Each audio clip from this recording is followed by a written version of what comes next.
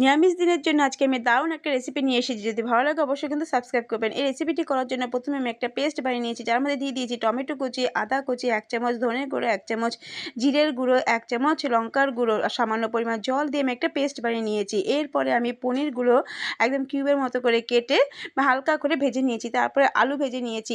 ওই একই তেলে আমি সাদা জিরে ফোড়ন, তেজপাতা আর দিয়ে দিয়েছি গোটা গরম মশলা, দিয়ে দিয়েছি আগে থেকে পেস্ট করে রাখা মশলা, আর আগে থেকে ভেজে রাখা আলু, দিয়ে দিয়েছি স্বাদ অনুযায়ী নুন, 1 চামচ হলুদ গুঁড়ো আর 2 চামচের মতো টক দই। সমস্ত উপকরণ দিয়ে আমি সামান্য পরিমাণ জল দিয়ে আলুটাকে ভালো মতো কষিয়ে নিয়েছি।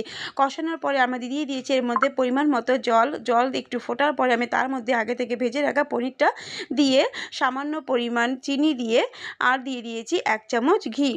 সমস্ত উপকরণ দিয়ে আমি লো ফ্লেমে প্রায় 4 থেকে 5 মিনিট পনিরটাকে ভালো মতো রান্না করে নিয়েছি। রান্নার পরে একটা বাটিতে তুলে নিয়েছি। দেখতেই পাচ্ছেন আমার পনিরটা দেখতে কত সুন্দর হয়েছে। বন্ধুরা, নিরামিষ দিনে কিন্তু রুটি বলুন